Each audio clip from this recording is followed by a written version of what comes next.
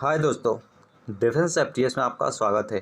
तो इस हम वीडियो में करेंगे करंट अफेयर्स, जो कि आपके एनडीए एग्ज़ाम के लिए बहुत ज़्यादा इंपॉर्टेंट होता है, क्योंकि इस टॉपिक से हमेशा 10 के आसपास क्वेश्चन हमेशा पूछ जाते हैं करंट अफेयर्स से। तो आप इसको मिस नहीं कर सकते, क्योंकि ये आपको 40 नंबर देने वाला है, जो कि आपको कट ऑफ क्लियर करने में और अच्छे रैंक लाने में बहुत ज़्यादा मदद करने वाला है।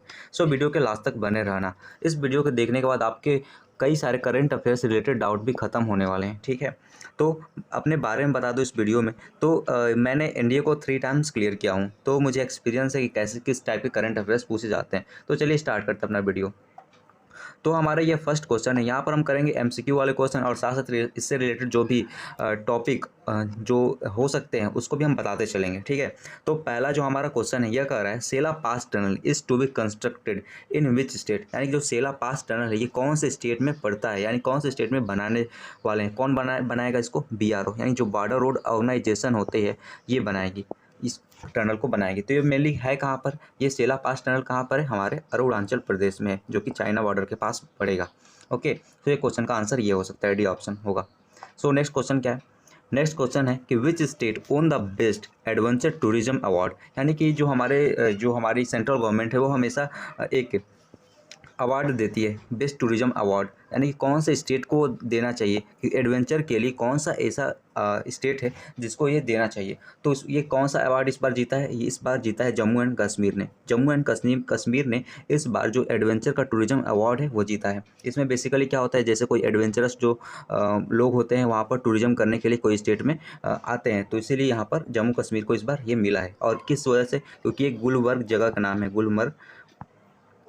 गुलबर्ग जगह की नाम है वहाँ पर, आप इसको पता होगा। तो उसी की वजह से यहाँ पर मिला है जम्मू कश्मीर को। तो हमारा जो नेक्स्ट क्वेश्चन है, इसको आते हैं।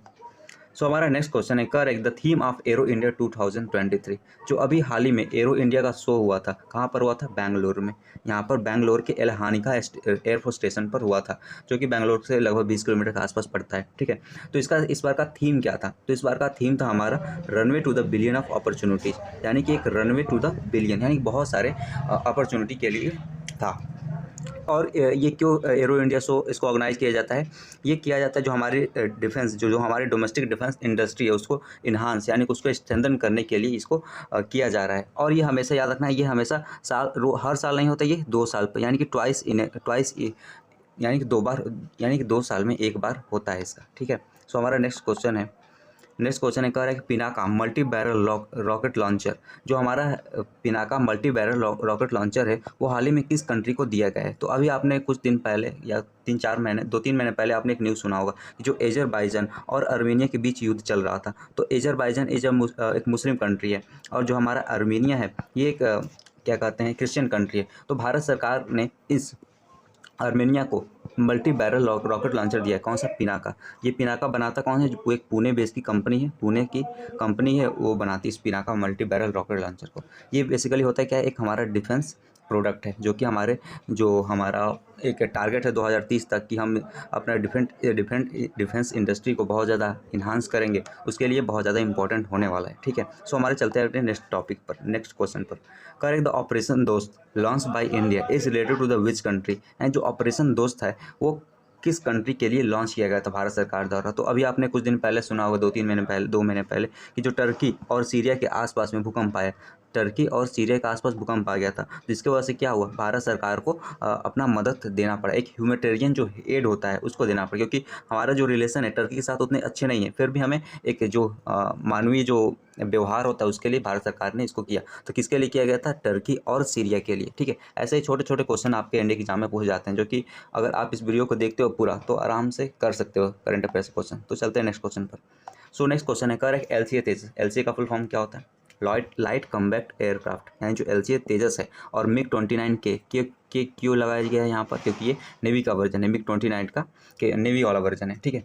तो मिग 29 सक्सेसफुली कंडक्टेड। मैडन मतलब क्या होता है? आपके इंग्लिश के लिए भी बहुत ज़्यादा इंपॉर्टेंट है।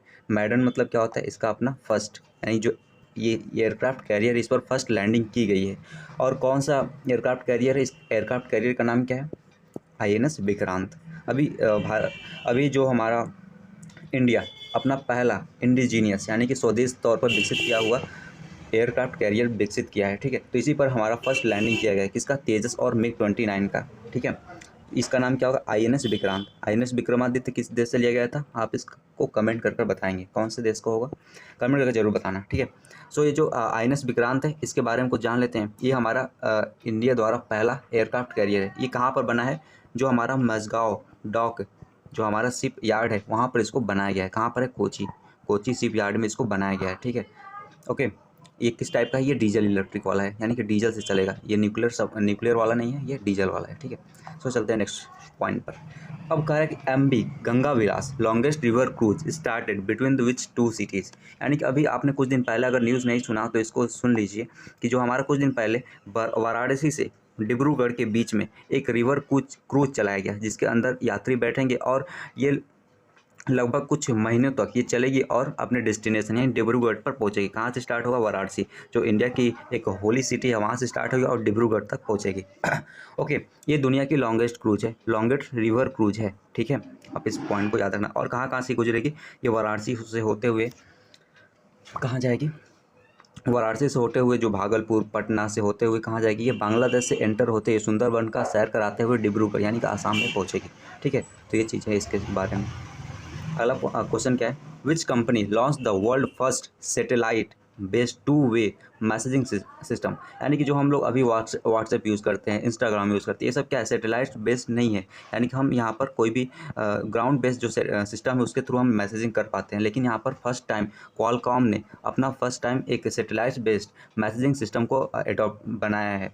तो इसका ऑप्शन क्या होगा? क्वालकॉम हो जाएगा, तो क्वालकॉम हो जाएगा। अगला माइक्रोसॉफ्ट, ये सब नहीं हो सकता। TSMC, इस ऑप्शन का मेरे देने का मतलब क्या था? इसका फुल फॉर्म TSMC क्या है? एक सेमीकंडक्टर, दुनिया का जो 60% सेमीकंडक्टर है तो इसी कंपनी द्वारा बनाया जाता है। ये कहाँ की कंपनी है? ताइवान की कंपनी है, ठीक है। ताइवान की कंपनी है TSMC। इसका फुल फॉर्म क्या है? ताइवान सेमीकंडक्टर मैन्युफैक्चरिंग कंपनी, ठीक है। ये दुनिया का जो 60% सेमीकंडक्टर इसी के द्वारा मैन्युफैक्चर किए जाते हैं। ओके, सो नेक्स्ट क्वेश्चन पर चलते हैं। How many satellite were placed in the orbit about a broad the SSLV D2, ठीक है। ये SSLV D2 क्या है? जो इसरो द्वारा एक बनाया गया नया रॉकेट लॉन्चर है। ये क्या करता है? जो इसका फुल फॉर्म क्या है SSLV का? स्मॉल सैटेलाइट लॉन्च व्हीकल, यानी कि छोटे छोटे सैटेलाइट को लॉन्च करने के लिए इसको बनाया गया है। तो यह अभी कितनी बार यूज किया जा चुका है इसको इसरो द्वारा? तो इसको इसरो द्वारा 3 बार यूज किया जा चुका है, ठीक है। इसने 2 अमेरिकन सैटेलाइट और एक इंडियन सैटेलाइट को लॉन्च किया है, ठीक है।